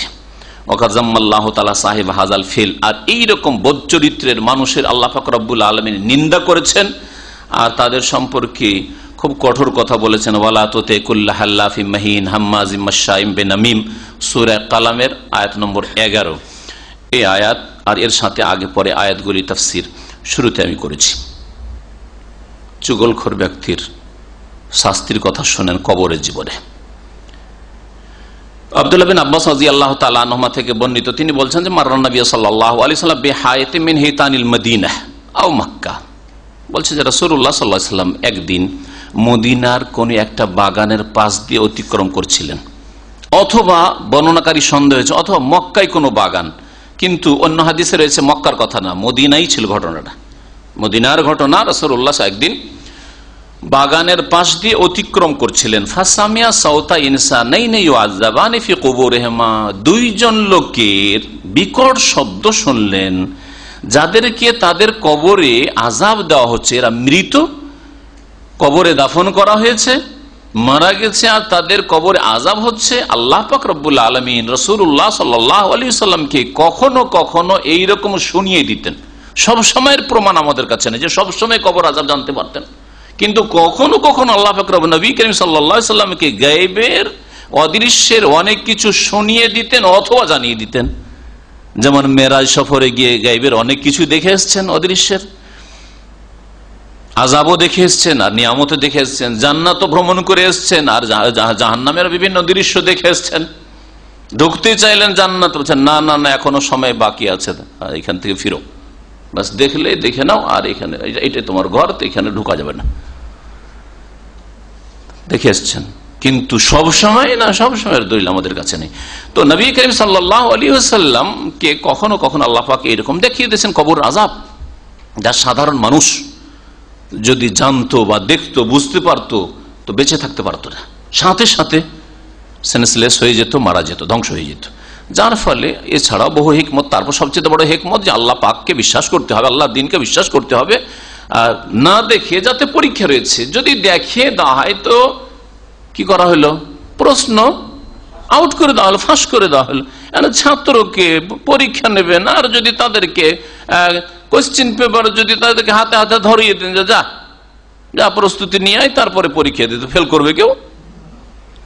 তো কবর আযাব যদি আল্লাহ পাক একবার করে সবাইকে সারা জীবন দেখাইতে পারে, একবার করে প্রত্যেককে যদি দেখিয়ে দিতেন, কোনো কাফেরও কাফের থাকবে না, হ্যাঁ, কোনো ফেরাউনও ফেরাউন থাকবে না, থাকবে কোন নাস্তিকও নাস্তিক থাকবে না, মুসলিম তো সব মসজিদ ধরে নেবে, জায়গাই হবে না মসজিদে, হ্যাঁ, রমজানে জায়গা হয় না, হ্যাঁ। তাহলে যদি আল্লাহ পাকে এইরকম কবর আযাব দেখিয়ে দেন তো কোথায় জায়গা হবে? রাস্তাঘাটে সব জায়গায় নামাজ পড়তে হবে। কিন্তু আজকে মুসলিম সমাজের অবস্থা অধিকাংশ বেনামাজি, যার ফলে আল্লাহ পাকের দুনিয়ার আযাব মুসলিমদের উপর। নবী করিম সাল্লাল্লাহু আলাইহি ওয়াসাল্লাম শুনতে পেলেন, ফাসামিয়া শুনতে পেলেন যে এই দুইজনের কবরে আযাব শাস্তি হচ্ছে। ফাকালান নবী সাল্লাল্লাহু আলাইহি ওয়াসাল্লাম, নবী করিম সাল্লাল্লাহু আলাইহি ওয়াসাল্লাম বললেন, ইন্নাহুমা লা ইউআযাবানে, এদের দুইজনকে আযাব দেওয়া হচ্ছে, শাস্তি হচ্ছে, ওয়া মা ইউআযাবানে ফি কাবীর, কিন্তু এদেরকে কোনো বড় বিষয়ে শাস্তি হচ্ছে না, এদেরকে যে শাস্তি হচ্ছে এমন কোনো বড় বিষয় নয়। তারপরে আরেকটা হাদিসের অতিরিক্ত বাক্য রয়েছে, ওয়া ইন্নাহু লাকাবীর, কিন্তু শুনে রাখো গুনাহটা কিন্তু কাবীরা, গুনাহ কাবীর বড়। তাহলে গুনাহ বড় কিন্তু খুব বড় বিষয়ে আযাব হচ্ছে না, মানে কি হবে? তাহলে ব্যাখ্যা হচ্ছে যে এই বিষয়টা মানে এই পাপটা খুব সহজে করে দেয় মানুষ, সহজে হয়ে যায়, এমন সহজে হয়ে যায় এই পাপ করার জন্য অনেক পরিকল্পনা লাগে না। যেমন কেউ যদি খুন করে অনেক তার জন্য পরিকল্পনা, কেমন করে লোকটাকে পাবো, কোথায় পাবো, জালে ফাঁসাই দেবো, তাই না? মদে তার জন্য পরিকল্পনা লাগে, যেতে হবে, সব জায়গায় মদ পাওয়া যায় না, তাই না? জেনা ব্যভিচার সব জায়গায় সবখানে সুযোগ চান্স পাওয়া যাবে না, তাহলে এগুলোর জন্য অনেক পরিকল্পনা তারা তারা করতে হয়, তারপরে পাপ হয়। কিন্তু এই যে দুটি পাপ, যে এই দুটি পাপের কারণে কবরে আযাব হচ্ছে, এর জন্য কোনো পরিকল্পনা লাগে না, পাইতারাও লাগে না, 2, 4, 5 সেকেন্ডে 1 সেকেন্ডে এই কাবিরা গুনাহ হতে পারে। তেমন কোনো বড় বিষয় ছিল না তার বেঁচে থাকা, যদি বাঁচত খুব সহজে বাঁচতে পারতো, একটু সজাগ হইলেই। আর যদি করে এই গুনাহ তাহলে করতেও বড় কষ্ট লাগে না, এই জন্য এমন কোনো বড় বিষয় ছিল না, অর্থ হচ্ছে এটা। বালা, তবে শুনে রাখো, ওয়াইন্নাহু লাকাবীর, এই গুনাহ কিন্তু কাবীরা গুনাহ ছিল। সাগীরা গুনাহর জন্য কখনো কবর আযাব হইতে পারে না, যদি সেটা পাহাড়ের মতো না হয়ে যায়, অনেক বেশি না হয়ে যায়। ছোট ছোট গুনাহ, ভুল ভ্রান্তির জন্য কখনো এরকম জাহান্নামের আযাব আর কবর আযাব হবে, এটা হতে পারে না। তারপরে নবী সাল্লাল্লাহু আলাইহি ওয়াসাল্লাম বলছেন যে আম্মা আহাদুহুমা ফাকানা লা ইয়াস্তাতির মিন বাউলিহি, তাদের দুইজনের একজন, এই যে দুটো কবর রয়েছে, একজন কিন্তু পেশাবের সময় আড় করতো না, পর্দা করতো না, যেখানে সেখানে পেশাব করতে বসে গেল বা দাঁড়িয়ে পেশাব করা শুরু করলো। আজকাল দাঁড়িয়ে পেশাব করা প্যান্ট বাবুরা, কারণ আমাদের দেশে প্যান্ট বাবুরাই কিন্তু দাঁড়িয়ে পেশাব করে, পাঞ্জাবি পরে কখনো দাঁড়িয়ে পেশাব করতে দেখেছেন? সাধারণত পাবেন না। প্যান্ট পরা হারাম নাই, কিন্তু প্যান্ট পরে যদি টাকানার নিচে পড়েন তাহলে যে কোনো লেবাস জুব্বা পরলেও হারাম। ওইটা একটা হারামের দিক হলো, লেবাস পোশাক জায়েজের আওতাতে হইতে হবে। তারপরে আপনি প্যান্ট পরেন, কিন্তু প্যান্ট পরে দাঁড়িয়ে পেশাব করবেন, সেটা অত বড় অপরাধ নয়, প্রয়োজনে চলতে পারে। কিন্তু দাঁড়িয়ে পেশাব করতে গিয়ে আপনার কাপড়ের কোনো পরোয়াই থাকলো না, পেশাব কোথায় ছিটলো, পানির কোনো পরোয়া নেই, পানির প্রয়োজন নেই, পেশাব করা হইলেই হইলো। আর তারপর যেখানে সেখানে রাস্তার পাশে রোডে বাসটা একটু থেমেছে বা থামার, এই শুরু করে দিল, হ্যাঁ শুরু করে দিল। দেখেন না রাস্তাঘাটে, নদীর পাশে প্রয়োজন হয়েছে পেশাব পায়খানা, এই শুরু করে দিল। যারা নদীর পাশে বাস করেন তারা ভালো করেই জানেন, আর যারা রোড সাইডে বাস করেন আর যাত্রীরা যাচ্ছে আর বাসটা মাঝখানে থেমে গেছে কোথাও, হয়তো দাঁড়িয়ে শুরু করে দিল। এইরকম লোকেরা সাধারণত পেশাব থেকে বাঁচে না। আর পেশাব থেকে কারা বাঁচে না? বেনামাজি বাঁচে না। যার কাপড়টা পাক থাকলেই কি আর না পাক থাকলে কি, তারা জোহর আছে না, আসর আছে না, মাগরিব আছে না, ইশা আছে না, ফজর নামাজ পড়ার প্রয়োজনই নাই। সুতরাং তার কাপড়, এইরকম পুরুষ লোকদের কাপড় আর শরীর সারা মাসই খারাপ থাকে। মহিলাদের 5 দিন 7 দিন খারাপ থাকে, আর বেনামাজিদের গোটা মাস শরীর খারাপ থাকে। জানেন না আপনারা? আমার দেশে আরে ছোট কালের কথা, কোন এক বেনামাজি আত্মীয় এসছে আমাদের বাড়িতে, তো আমার আব্বা বলছে, আমার আব্বার তরিকা ছিল যখন জবরদস্তি নামাজ পড়াইতে হবে, খাইতে দিলে নামাজ পড়াইতে হবে, কি করতে, পানি দিয়ে, তা আমাকে পানি দিতে পাঠিয়েছে। তো পানি দিতে গেছে, বলছে মামা পানি লাগবে না, পানি লাগবে না। কেন? বলছে কাপড় খারাপ। তো বেনামাজিদের শরীর খারাপ থাকে, কাপড় খারাপ থাকে, সারা মাস ধরে সারা জীবন ধরে এদের শরীর খারাপ, তা নাপাক থাকে। হ্যাঁ, এদের যে কি বহিতে থাকে আল্লাহ পাক জানে। নবী করিম সাল্লাল্লাহু আলাইহি ওয়াসাল্লাম বললেন যে এই দুইজনের একজন পেশাবের সময় কি করতো না? পর্দা করতো না, মানে বেহায়া। ও লোকজন তাকাচ্ছে, ও পেশাব পায়খানা বসে গেল, তাহলে কবিরা গুনাহ। যেখানে সেখানে রাস্তাঘাটে, রাস্তার পাশে অথবা নদীর ঘাটে, নদীর আশেপাশে লোকজন চলাফেরা করছে অথবা দেখছে, আর ওখানে পেশাব পায়খানা বসে গেল। রেল লাইনের পাশে দেখবেন, ট্রেনে যারা সফর করেছেন, সে হলো কবিরা গুনাহ এটা। তাহলে আর একটা বর্ণনায় লায়াস্তাতিরু, পর্দা করা, আড় করার কথা, লায়াস্তানজিহু মিন বাউলিহি, নিজের পেশাবের ছিটা থেকে বাঁচত না। পেশাব করতো, আর পেশাব করতে গিয়ে কোথায় ছিটে পড়ছে না পড়ছে পরোয়া করতো না, কাপড় নাপাক থাকতো, যার ফলে নামাজ হইতো না তার, নামাজ পড়লেও, অথবা নামাজ পড়তোই না, নামাজ পড়লেও কবুল হইতো না। কারণ তাহারাত শর্ত, পবিত্রতা শর্ত নামাজের জন্য, শরীরের পবিত্রতা, কাপড়ের পবিত্রতা, উজু না থাকলে উজু করা, গোসল ফরজ থাকলে গোসল করা, তারপরে যেই জায়গায় নামাজ পড়বে সেই জায়গার পবিত্রতা, এগুলো হচ্ছে নামাজের পূর্ব শর্ত। তো এই লোক নামাজ পড়লেও তার নামাজ কবুল হইতো না। পেশাব ছিটে পড়লে কাবিরা গুনাহ শরীরে, তাহলে কাপড়ে পেশাব ছিটে পড়লে কাবিরা গুনাহ। কিন্তু বাঁচা কোনো বড় ব্যাপার ছিল না, সহজে বাঁচতে পারতেন। আর গোনাটা করতেও বেশি কষ্ট হয়নি, খুব সহজে গোনা হয়ে গেছে, একটু অসতর্ক হওয়ার কারণে, তাই না? পর্দা করা, পর্দা করে বসে আমি চোখের আড়ালে গিয়ে একটু দূরে হেঁটে যাব, একটু বন জঙ্গল দেখবো, একটা গাছের আড়ালে গিয়ে বসবো, দিয়ে পেশাব পায়খানা করবো, সহজ ছিল গোনা থেকে বাঁচলে। কিন্তু না, ওই পরোয়া করে, যেখানে সেখানে পেশাব শুরু করে দিচ্ছে। তো এই দুই রকম পাপী হচ্ছে, সে পেশাব পায়খানার সময় পর্দা না করুক, অথবা পেশাব পায়খানার সময় ছিটা থেকে, পেশাব থেকে না বাঁচুক, কাবিরা গুনাহ, যার কারণে কবরে আযাব হচ্ছে। ওয়াম্মাল আখারু ফাকানা ইয়ামশি বিন নামিমা, আর দ্বিতীয় ব্যক্তি ছিল যে চুগলখড়ি করে বেড়াইতো, এর কথা ওকে লাগাইতো, এর কথা ওকে লাগাইতো, আর একেবারে সম্পর্ক খারাপ করতো। পরিবারের সম্পর্ক খারাপ, সমাজের সম্পর্ক খারাপ, গ্রামের লোকের সম্পর্ক খারাপ করে দিল, একই প্রতিষ্ঠানে সম্পর্ক খারাপ করে দিল। চিন্তা করুন, একটা প্রতিষ্ঠানে চাকরি করতে গিয়ে একজন সাথী সঙ্গীর কথা যদি ফোরম্যানকে, সুপারভাইজারকে অথবা কফিলকে পৌঁছে দেয়, তো দানায় উঠিয়ে দিবে সৌদি আরব থেকে, তাই না? ও চাকরি ঘিয়ে নিবে। আরে এইরকম কথা বলো তো তাহলে কতদূর ক্ষতি মানুষের হতে পারে, কতদূর ক্ষতি হবে। তারপরে লড়াই ঝগড়া মারপিট হতে পারে, ক্ষমতা থাকলে মেরে দিবে, তুই আমার সম্পর্কের কথা বলি তে মার ধরে, তাই না, কত কি হয়ে যেতে পারে। রাসূলুল্লাহ সাল্লাল্লাহু আলাইহি ওয়াসাল্লাম এই দুই শ্রেণীর মানুষকে দেখলেন যে দাফন করা হয়েছে তাদেরকে, তাদের মৃত্যুর পরে আর ওদের কবরে আযাব হচ্ছে। যদি এরা কাফের হইতো, শুনে রাখেন ভালো করে, যদি কাফের হইতো তো নবী সাল্লাল্লাহু আলাইহি ওয়াসাল্লাম বলতে এদের শিরকের কারণে, কুফরির কারণে, আল্লাহ পরকালে বিশ্বাসী ছিল না, কোরআনে বিশ্বাসী ছিল না, রসুলে বিশ্বাসী ছিল না, জাহিলিয়াতের যুগে মারা গেছে, সেই জন্য কবর আযাব হচ্ছে বলতেন। নবী সাল্লাল্লাহু আলাইহি ওয়াসাল্লাম যখন বললেন যে এদের একজন চুগলখড়ি করতো, আরেকজন পেশাবের ছিটা থেকে বাঁচতো না বা পেশাবের সময় পর্দা করতো না, তার মানে তারা মুসলিম ছিল, তারা সাহাবী ছিল, তারপরও তাদের কবরে আযাব হচ্ছে এই দুটি কাবিরা গুনার কারণে, যার একটি হচ্ছে চুগলখড়ি করা। তাহলে বোঝা গেল চুগলখড়ি কাবিরা গুনাহ, জাহান্নামে যেতে হবে, জান্নাত পাবেন না, হাদিস জানলাম। আর নোংরা নিকৃষ্ট ব্যক্তি আল্লাহ পাকের কাছে কিয়ামতের দিনে দুমুখা বদ চরিত্রের মানুষ, আর দুমুখা লোকে দুনিয়াতেও ভালো মানুষরা ভালোবাসে না, ঘৃণা করে, সুতরাং দুনিয়াতেও নিকৃষ্ট, মেহিন, লাঞ্ছিত, আর আখিরাত আল্লাহ পাকের কাছে লাঞ্ছিত, জাহান্নামে থাকতে হবে, কবরের জীবনও লাঞ্ছিত, অপদস্থ। আল্লাহ পাক রব্বুল আলামিন যেন আমাদের হেফাজত করেন।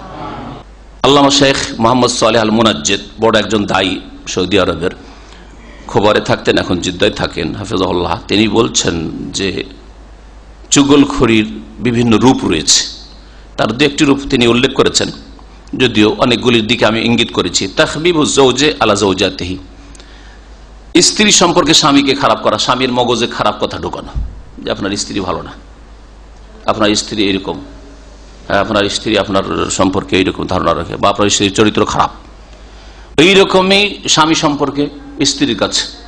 আরে স্বামী কোথায় রসিকতার জন্য বলেছে যে এটা বিয়ে করলে তো ভালোই হইতো, বিয়ে করলে ভালোই হইতো, দেশে পয়সাও আছে, আলহামদুলিল্লাহ, বিয়ে করলে চালাতে পারবো, আর আল্লাহর ভয়ও আছে, আমি ইনসাফ করতে পারবো, বিয়ে করবো, শুধু বলেছে। আজকালকার মহিলাদের কাছে এই কথাটা কেউ যদি গিয়ে পৌঁছে দেয়, ও গিয়ে ওর স্ত্রীকে শুনলো স্বামীর কাছে, আর শোনার পরে বললো ওর স্ত্রীকে, আরে জানো, আরে অমুক ভাই বলছে যে বিয়ে করবো, আর তখন তো আর ওর পেটে হজম হচ্ছে না, মহিলাদের পেটে তার দানা পানি হজম হইতে পারে, কিন্তু কথা তো হজম হবে না, কথা তো আর হজম হবে না। তখন টেলিফোনটা উঠালো, পয়সা কাটছে, তারপরে অসুবিধা নেই। আর যখন ল্যান্ড টেলিফোন ছিল তো বলতে হবে, আমাদের কাছে এগুলো খবর আসে, আরে ধরে নেই এক আধ ঘন্টা করে আর এক অপরের বিরুদ্ধে গীবত সমালোচনা করার। এখানে কয়েকটা পরিবার সম্পর্কে আমাদের পড়ে এসেছে, শুধু এই টেলিফোনের গীবত আর এই চুগলখড়ির কারণে সম্পর্ক তাদের ছেদ করে দেশে গেছে। কিছু পরিবার দেশে চলে গেছে, কিছু আছেও এখন, তাদের সম্পর্ক একেবারে ছিন্ন ভিন্ন হয়ে দেশে গেছে। কোনো যোগাযোগ রাখতে না, কিসের জন্য? ওই টেলিফোনে এক ভাবি এক মহিলা আর এক মহিলাকে বলেছে আপনাদের সম্পর্কে ওই অমুক বাসায় দাওয়াত খেতে গেছিলাম তো এইরকম বলছিল, গেছে, সব গেছে, সম্পর্ক একেবারে ছিন্ন ভিন্ন, আর কোনো কথাবার্তাই নেই, যোগাযোগ নেই। স্ত্রী ওর স্ত্রীকে গিয়ে যদি বলে দেয়, আর জানেন ভাই নাকি বিয়ে করবে, আপনার ভাইকে বলেছে, আপনার ভাইকে বলেছে বিয়ে করবে, আরে কেমন কথা। যদি বলছেন ভাইয়ের শুনলাম নাকি যে একটা গার্লফ্রেন্ড আছে, তো বোর আগে তো হইতো না ওই বোনের, আজকাল মুসলিম সমাজের অবস্থা। হ্যাঁ, আপনার স্বামী নাকি অন্য কোথাও প্রেম করে, অসুবিধা নেই, ওকে তো ঘরে উঠাইনি, যাক বাইরে আছে, জেনা করছে ওর স্বামী, তারপর অসুবিধা নেই, ঘরে তো উঠাইনি, আমার শরিক তো হয়ে যায়নি, রুম পার্টনার তো হয়ে যায়নি, আর একটা রুম নিয়ে নিবে, দখল করে নিবে, এটা তো হয়নি, তাই না, টাকা পয়সাতে ভাগ নিয়ে নিবে, আর ওর ছেলে মেয়ে হবে, এটা তো আর হয়নি, ও যাক, যা পারছে তাই করো। আরে বিয়ে করবে, আরে কি কষ্টের কষ্ট। আর স্বামী বাড়ি এসছে, খেতেও দিচ্ছে না, কথাও বলছে না, চলো আমার বাবার বাড়ি পৌঁছে দাও, আমাকে দরকার, তোমার বাড়ি আমি থাকবো না, ঠিক না? এখন এইগুলো যদি শোনায় কত কি হইতে পারে। আর আজকাল মহিলাদের তো বুঝতেই পারেন, আজকাল মহিলার পাওয়ার খুব বেশি, হ্যাঁ, ও স্বামীর চাইতে বেশি পাওয়ার দেখায় অনেক সবাই। তারপরে এইরকমই বিভিন্ন কর্মচারীদের, একজন কর্মচারী আরেকজন কর্মচারীর বিরুদ্ধে যদি কাউকে কোনো কথা পৌঁছায়, মুদিরকে, বসকে, অথবা ফোরম্যানকে, সুপারভাইজারকে, তাহলে কত না ক্ষতি করতে পারে। এইরকম এক ভাইয়ের কথা আর এক ভাইকে, ভাই বোনের কথা, আমি এমন একটা পরিবারের কথা জানি যাদের ভাইয়েরা সবগুলি আলেম, বোনেরাও মাদ্রাসা পড়া, আর তাদের বাড়িতে জানতে পারলাম যে এক বোন ওই ভাইয়ের সাথে কথা বলে না, জানতে পারলাম কয়েক বছর, অনেক দিন আগের কথা, 10-15-20 বছর আগের কথা। আমার সাথে তাদের এক ভাই শিক্ষকতা করতেন, শিক্ষকতা আজকে এখানে 16 বছর তার আগের কথা বলছি। বলছে আমাকে আমার বোন আসলে ওই অমুক ভাইয়ের সাথে কথাই বলে না। কেন কথা বলে না? বলছে যে এই যে এইগুলি কথাবার্তা লাগানো, এই লাগানো চুগলখড়ি তো হয়েছে কি, ভাই বোন এমন সম্পর্ক, ভাই বোনকে দেখতে চায় না আর বোন ভাইকে দেখতে চায় না। সুতরাং যখন বোন বাড়িতে আসে তখন ও ভাই আর আসে না, ও সামনেই আসে না, আর ভাইয়ের সাথে কথা বলে না বোন। এইরকম ধরনের সম্পর্কের অবনতি ঘটছে একমাত্র এই চুগলখড়ি, গীবত আর একের কথা আর একজনকে পৌঁছানো। শেখ সালেহুল মুনাজ্জিদ বলছেন ওয়াহাযা কুল্লুহু মিনাল মুহাররামাত, এগুলি হচ্ছে সব হারাম কাজ, কাবিরা গুনাহ। আর একটি কিতাব রয়েছে মুহাররামাত, ইস্তাহানা বিহা কাসীরুম মিনান নাস, এমন হারাম কথা এবং কাজ যেগুলিকে মানুষ হালকা মনে করে থাকে, বাংলায় অনুবাদ হয়েছে, ওই বইতে লিখেছেন। এই চুগলখড়িকে আজ কেন বলা হয় বলছিলাম, চুগলখড়িকে সেহের, জাদু বলা হয়েছে। একজনের কথা আরেকজনকে লাগানো, একে জাদু, 3-8টা মিথ্যা আর কথা লাগানো আর জাদু। তো জাদু কেন বলা হয়েছে? বলছে যে জাদুতে যেমন তার প্রতিক্রিয়া রয়েছে, রিয়াকশন রয়েছে, ওর চেয়ে বেশি রিয়াকশন রয়েছে এই চুগলখড়িতে।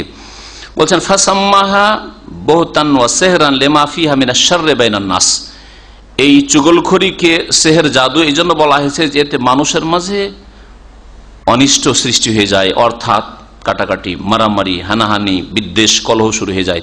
কামা আন্না সেহরা ফিহি শাররুন ওয়া ফাসাদ, যেমন জাদুর মাধ্যমে এইরকমই সমস্ত রকমের অনিষ্ট আর ফিতনা, ফাসাদ, বিশৃঙ্খলা আর সম্পর্কের অবনতি হয়ে থাকে। এই জন্য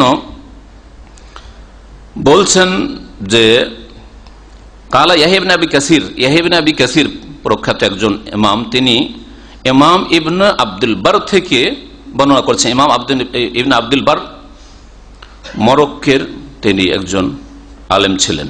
তিনি বলছেন যে ইউফসিদুল কাযাব ওয়ান নামামু ফি সাআতিন আকসারা মিম্মা ইউফসিদুহু সাহিরু ফি সানা, বলছে একজন জাদুকর এক বছরে যেই ক্ষতি না করতে পারবে তার চাইতে বেশি ক্ষতি একজন চুগলখোর ঘন্টার মধ্যে করতে পারে। জাদুকর অনেক সময় জাদু করে জাদুর প্রতিক্রিয়া হয় না, জাদু লাগে না। খুব সহজ তরিকা বলছি, সকাল সন্ধ্যার জিকির আজকার করেন, সকালে জিকির আজকার পড়েন, সন্ধ্যাবেলা জিকির আজকার পড়েন, ফরজ নামাজের পর যতগুলি জিকির আজকার আছে পড়েন, বাথরুমে যাবেন তখন বাথরুমে যাওয়ার দোয়া পড়েন। হ্যাঁ, এইভাবে যখন আপনি নিজের ঘরে ঢুকছেন বিসমিল্লাহ বলে ঢুকেন, শয়তান জিন চানসেল পেল না, জাদু আসতে পারলো না। খেতে বসলেন বিসমিল্লাহ বলেন। হ্যাঁ, এইভাবে যদি আপনি চলাফেরা করেন, গাড়িতে বসলেন বিসমিল্লাহ বলে বসলেন, আর তারপরে তাওয়াক্কালতু আলাল্লাহি ওয়া লা হাওলা ওয়া লা কুওয়াতা ইল্লা বিল্লাহ বাড়ি থেকে বেরোলে যে দোয়া রয়েছে, আর তারপরে সুবহানাল্লাযী সাখখারা লানা হাযা ওয়া কুন্না লাহু মুকরিনিন ওয়া ইন্না ইলা রাব্বিনা লামুনকালিবুন, এই জিকির আজকারগুলো মোটামুটি এতটা যদি আপনি মেনে চলেন আর পালন করতে পারেন, তাহলে জাদু করার চেষ্টা করলেও জাদু আপনার কাজ করবে না। এই চুগলখোর আর মিথ্যুক 1 ঘন্টাতে ধ্বংস করতে পারে যা 1 বছরও জাদুকর ধ্বংস করতে পারে না। জাদু করার চেষ্টা করছে, বান মারার চেষ্টা করছে, তাবিজ করার চেষ্টা করছে, স্বামী স্ত্রীকে রাখবে না, বৌমাকে রাখবে না, সেই জন্য শাশুড়ি রাগ করে।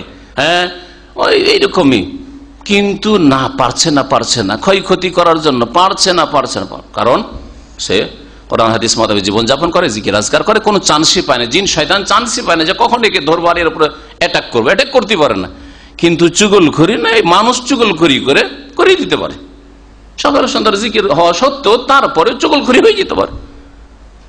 চুগলখড়ি অন্য লোক দিয়ে এমন হয়ে গেল যে তার দ্বারা সম্পর্কের অবনতি ঘটল।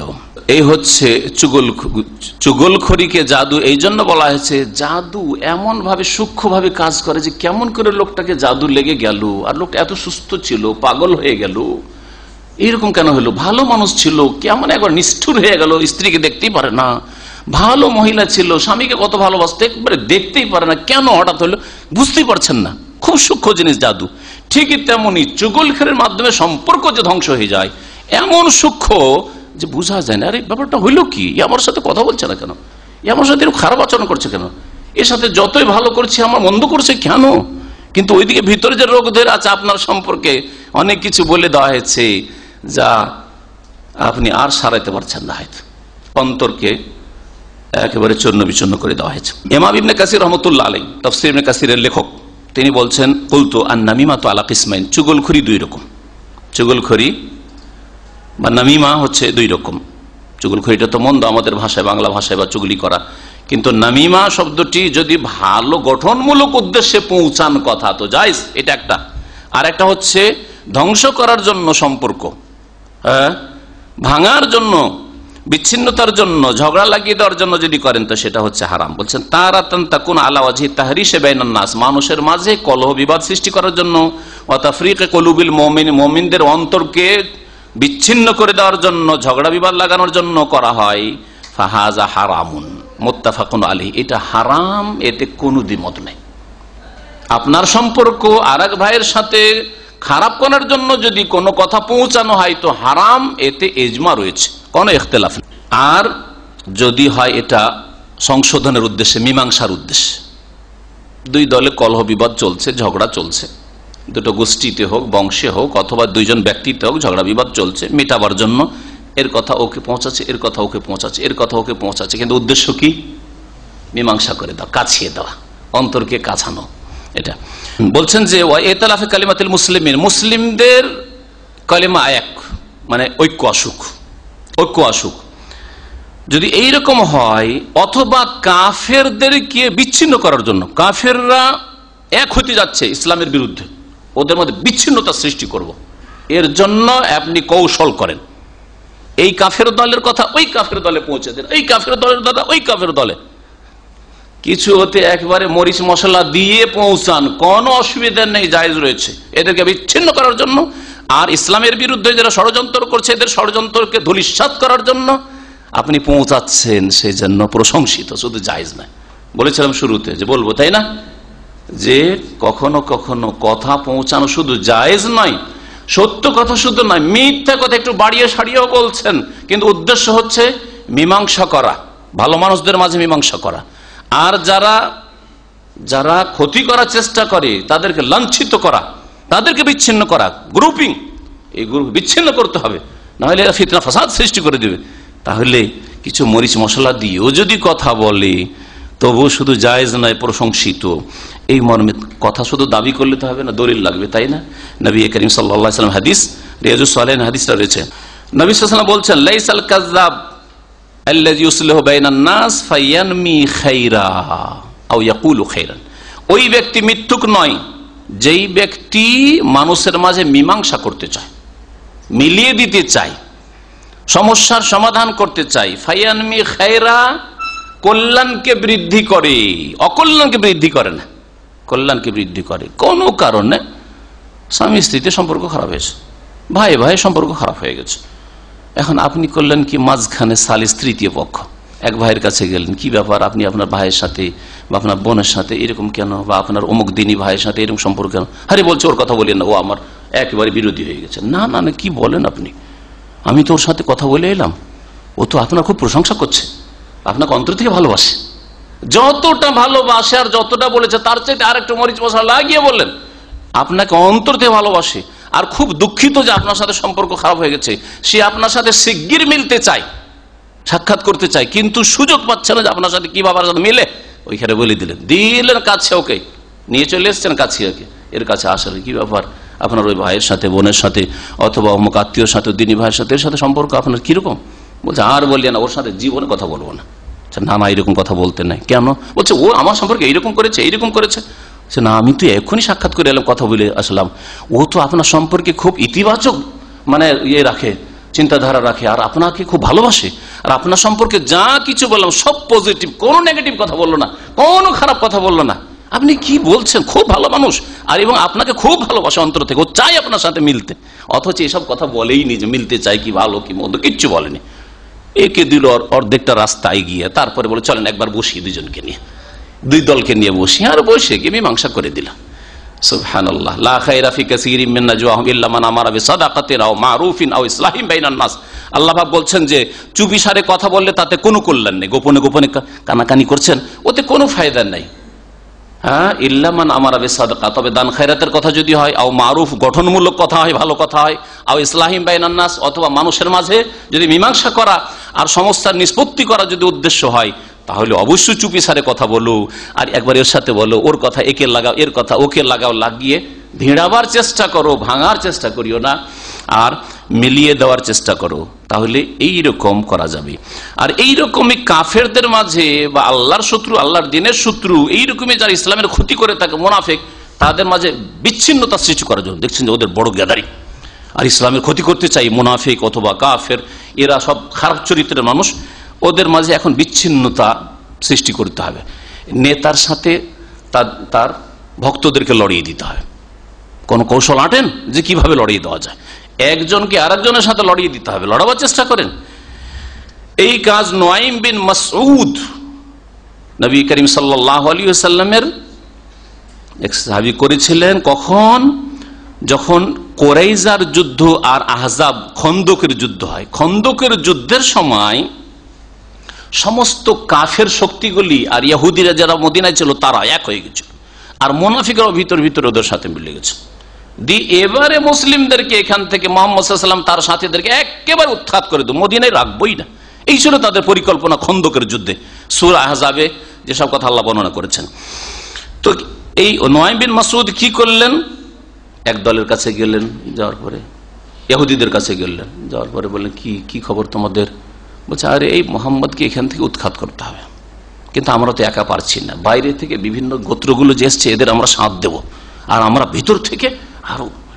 এ করলো কি? একে কিন্তু জানতো না যে মুহাম্মদ সাল্লাল্লাহু আলাইহি ওয়াসাল্লামের লোক এই নুআইম বিন মাসউদ, কিন্তু নবী সাল্লাল্লাহু আলাইহি ওয়াসাল্লামের সে দরদি। তো এ গিয়ে বললো যে না না, কি বলো, ওরা তোমাদের বিরুদ্ধে, ওরা বলছে মদিনায় ঢুকতে পারলে মোহাম্মদকে মারবো, আর এই কুরাইজা ইহুদিদেরকে মারবো, আমরা মদিনা দখল করে দেবো। দিল একবারে, তাই নাকি? আর এটা কেমন কাম খারাপ, আমাদের খেজুর বাগান, আমাদের বাড়ি ঘর, এসব আমাদের কেল্লা, সব দুর্গ সব এরা দখল করে নেবে। দিল ফাটলদারি। তারপর এদের কাছে আসলো, এদের কাছে আসার পরে বলছে কি ব্যাপার? বলছে মোহাম্মদকে তো ঘেরাও করেছে, মদিনা অবরোধ এই জন্য করেছি, এবার একেবারে একটা ইঁটও রাখবো না, কিচ্ছু রাখবো না, মুসলিমদের সবকে উৎখাত করবো, মদিনা থেকে তাড়াবো।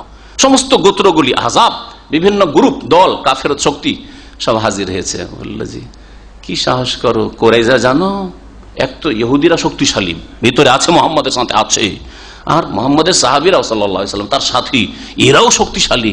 এরা যদি একসাথে হয়ে তোমাদেরকে ঘরের ভিতরে ভিতরে পাইতো তো কাটবে, কচু কাটা করবে, তোমাদের সাথে কেউ দেবে না, ওরা ভিতরে এক হয়ে রয়েছে, তাই না? কি বলছে? হ্যাঁ, আমি ওদের সাথে কথা বলে আসলাম। আরে তাহলে তো কাম খারাপ, না না না, পালাও এখান থেকে। এইদিকে অন্তরে ফাটল ধরলো, ছিন্ন বিচ্ছিন্ন অন্তর, ইহুদিরা সাথ দিয়েছিল, কাফেরদের অন্তরে ফাটল ধরে গেল। ওইদিকে আল্লাহ পাকের আযাব, এবারে ঝড় তুফান এমন শুরু হলো যে তাদের যে তাঁবু ছিল সবকে উড়িয়ে নিয়ে গেল, হাড়ি বাসন কাপড় চোপড় সব উড়িয়ে নিয়ে গেল, কিছুই নেই। আর পালাতে দিশা পেল না, এই কুফরি শক্তি সব পালিয়ে গেল, লড়াই হইল না, কিছু হইল না। আর এই আহজাব খন্দকের যুদ্ধে রাসূলুল্লাহ সাল্লাল্লাহু আলাইহি ওয়াসাল্লাম সাহাবাইকে এমনিতেই জিতে নিলেন। বলছেন যে যেমন এই কুরাইজা আর এই খন্দকের যুদ্ধ হয়েছিল, যা ইলা হাওলাই ওয়া নামা ইলাইহিম আন হাওলাই ওয়া নাকালা মিন হাওলা ইলা উলাইকা শাইআন আখার ফাতানাকারাতিন নুফুস ওয়াফতারাকাত। তারপরে দুই দলে এমন বিচ্ছিন্নতা সৃষ্টি করে দিল যে আর তারা দাঁড়াইতে পারল না রাসূলুল্লাহ সাল্লাল্লাহু আলাইহি ওয়াসাল্লাম সাহাবায়ে কেরামদের বিরুদ্ধে। ইমাম সানআনী রাহমাতুল্লাহ ইয়ামানের বড় মুহাদ্দিস ছিলেন, তিনি বলছেন যে উনজুর ফি হিকমাতিল্লাহ, আল্লাহ পাকের হিকমত দেখো, আর আল্লাহ পাকের এই বিধানটি দেখো যে মানুষের অন্তরকে আল্লাহ জড়াতে চান, এটা কত আল্লাহর কাছে ভালোবাসার জিনিস, আল্লাহর কাছে প্রিয় জিনিস। উনজুর ফি হিকমাতিল্লাহ ওয়া মাহাব্বাতিহিল ইজতিমাইল কুলুব, অন্তরগুলি একত্রিত হোক, মানুষের অন্তর অন্তরের সাথে মিলে যাক, আর একে অপরকে ভালোবাসুক, সম্পর্ক মজবুত অটুট হোক মুসলিম সমাজের, এটা আল্লাহ পাক যে চান, এতে যে হিকমত রয়েছে। চিন্তা করুন, কাইফা হারামান নামিমা, যে চুগলি করাকে আল্লাহ পাক হারাম করেছেন, ওয়াহুয়া সিদকুন, অথচ চুগলি করা হচ্ছে সত্য কথা, কথা আসলেও বলেছে ওর সম্পর্কে, হ্যাঁ কথা বলেছে, কিন্তু এই কথাটা যদি পৌঁছে দেয় ওখানে কি হবে? সত্য কথা পৌঁছালে লড়াই ঝগড়া বেঁধে যাবে, তাই না? ভাইয়ের কথা বোনের কাছে, বোনের কথা ভাই, মায়ের কথা ছেলের কাছে, ছেলের কথা মায়ের কাছে, এইভাবে যদি পৌঁছে দেয় তাহলে ফিতনা ফাসাদ সৃষ্টি হয়ে যাবে, যার ফলে লুকিয়ে রাখবে, বলবে না, কারণ এখানে বললে সম্পর্ক খারাপ হয়ে যাবে। তো সত্য কথা, তারপরেও এই সত্য কথা যদি পৌঁছাই তো আল্লাহ হারাম করেছেন, কবরের আযাব হবে, জাহান্নামের আযাব হবে, জান্নাত যেতে পাবে না। অথচ চুগলখড়ি করতে গিয়ে যে কথাগুলি বলছে সেটা হচ্ছে সত্য, কেন আল্লাহ হারাম করলেন? সত্য কথা বলাও হারাম, তাহলে বোঝা গেল। কখনো কখনো সত্য কথা বলা হারাম, কখন? যখন চুগলখড়ি করবেন তখন চুগলখড়ি করা হারাম। লেমা ফিহা মিন ইফসাদিল কুলুব, কারণ এতে অন্তরে বিশৃঙ্খলা সৃষ্টি হয়, ও তাওলিদুল আদাওয়া, শত্রুতা জন্মায়, ওয়াল ওয়াহাসাত, আর মানুষ থেকে দূরে হয়ে যায়, কেউ কাউকে দেখতে পারে না। ও আবাহাল কাযিব, আর আল্লাহ পাক মিথ্যাকে জায়েজ করেছেন। ওয়াইন কানা হারাম, যদিও আসল হচ্ছে যে মিথ্যা কথা বলা হারাম। কখন মিথ্যা কথা বলা জায়েজ? ইযা কানা লিজামিল কুলুব, যে অন্তরকে একত্রিত করার জন্য, মীমাংসার জন্য, লিজামিল কুলুব ওয়া জালবিল মাওয়াদ্দা, ভালোবাসা জন্মানোর জন্য, ওয়া ইযহাবিল আদাওয়া, শত্রুতা হয়ে শত্রুতা দূর করার জন্য যদি ভালোবাসার কথা বলেন। ধরেন আপনার সাথে আপনার স্ত্রী তিক্ততা হয়ে গেছে কোনো কারণে, এখন তিক্ততা হয়ে গেছে, তারপরে এই স্ত্রী আপনার আস্থা করতে পারছে না, আর আপনি স্ত্রীর আস্থা করতে পারছেন না। এখন দুই দিক থেকে যদি কিছু মিথ্যা মিলিয়ে দেয়, স্ত্রী বলছে যে তোমাকে খুব ভালোবাসি, এই কয়টা দিন যে আমি বাবার বাড়ি ছিলাম শান্তি কিছুই পাইনি, আমার ঘুম আসতো না। ঘুমিয়েছে 6 ঘন্টা, তারপরে বলছে ঘুমিয়ে আসতো না। তোমাকে সবসময় মগজে ঢুকাচ্ছ, দানা পানি ঢুকে না, খেতে পারি না, ঘুম আসে না, বললো। কথা মিথ্যা নয়? মিথ্যা কথা। স্বামী দেখছে যে অন্তরে কষ্ট পেয়েছে, আর এরকম আমাদের তিক্ততা হয়ে গেছে সম্পর্কে, ও বলছে সুবহানাল্লাহ, শুধু তোমার না, আরে আমি কাজকর্মই করতে পারি না, অফিসে গিয়ে রাস্তায় গাড়ি চালাতে গিয়ে যখন তখন মনে হচ্ছে অ্যাক্সিডেন্ট হয়ে যাবে, মানে আমার ব্রেনই ঠিক থাকে না, আর তুমি এসছো সব ঠিক হয়ে গেছে। বাড়াবাড়ি কি না? মিথ্যা কথা নাই? নেকি পাবে। এসব মিথ্যা কথা বলে কি পাবে? নেকি পাবে, নেকি পাবে। জি, তো আল্লাহ পাক রব্বুল আলামিন যেন আমাদেরকে ভালো কথা বুঝার তৌফিক দান করেন এবং ভালো কথার প্রতি চলার তৌফিক দান করেন। আল্লাহ পাক রব্বুল আলামিন সমস্ত দোষ থেকে, আকীদার দোষ, ইবাদত আখলাকের দোষ, চরিত্রের দোষ, আর চলাফেরার দোষ, সমস্ত রকমের দোষ ত্রুটি আর অন্যায় অত্যাচার থেকে আল্লাহ পাক যেন বাঁচিয়ে রাখেন। আল্লাহ পাক আমাদেরকে চুগলখড়ির মতো হারাম স্বভাব, বদ স্বভাব, জাহান্নামে যাওয়ার কারণ, কবরের আযাবের কারণ, আর দুনিয়াতে লাঞ্ছিত অপদস্থ হওয়ার কারণ, এইসব থেকে, আর দুমুখা চরিত্রের বদ স্বভাব, এগুলো থেকে আল্লাহ পাক যেন আমাদেরকে, মুসলিমদেরকে বেঁচে থাকার তৌফিক দান করেন, ভাইদেরকে বেঁচে থাকার তৌফিক দান করেন, মুসলিম বোনদেরকে বেঁচে থাকার তৌফিক দান করেন, মায়েদেরকে আল্লাহ পাক বেঁচে থাকার তৌফিক দান করেন। আল্লাহ পাক সকলের অন্তরকে যেন আমাদের কাছে দেন। রব্বানা লা তুযিগ কুলুবানা বাদা ইয হাদাইতানা ওয়া হাব লানা মিন লাদুনকা রাহমাতান ইন্নাকা আনতাল ওয়াহ্হাব। রব্বানা ইগফির লানা ওয়া লিইখওয়ানিনা আল্লাযীনা সাবাকুনা বিল ঈমান ওয়া লা তাজআল ফী কুলুবিনা গিল্লাল লিল্লাযীনা আমানু ওয়ালা তাজআল ফী কুলুবিনা গিল্লাল লিল্লাযীনা আমানু। আল্লাহ পাক সূরা হাশরে দোয়া শিখিয়েছেন, আল্লাহ মুমিন মুসলিমদের বিরুদ্ধে আমাদের অন্তরে হিংসা বিদ্বেষ দিও না, কলহ দিও না, শত্রুতা দিও না। তাহলে মুমিনদের বিরুদ্ধে যদি কলহ বিবাদ দিও না, যদি এই দোয়া করেন, তো মায়ের বিরুদ্ধে, ছেলের বিরুদ্ধে, ভাইয়ের বিরুদ্ধে, বোনের বিরুদ্ধে, স্ত্রীর বিরুদ্ধে, স্বামীর বিরুদ্ধে, আল্লাহ পাক রব্বুল আলামিন সাথী সঙ্গীদের বিরুদ্ধে, পাড়া প্রতিবেশীর বিরুদ্ধে, সমাজের বিরুদ্ধে আল্লাহ পাক কোনো বিদ্বেষ হিংসা আমাদের অন্তরে দিও না। ওয়ালা তাজআল ফী কুলুবিনা গিল্লাল লিল্লাযীনা আমানু রব্বানা ইন্নাকা রাউফুর রহিম। সুবহান রাব্বিকা রাব্বিল ইজ্জাতি আম্মা ইয়াসিফুন ওয়া সালামুন আলাল মুরসালিন ওয়াল হামদুলিল্লাহি রাব্বিল আলামিন।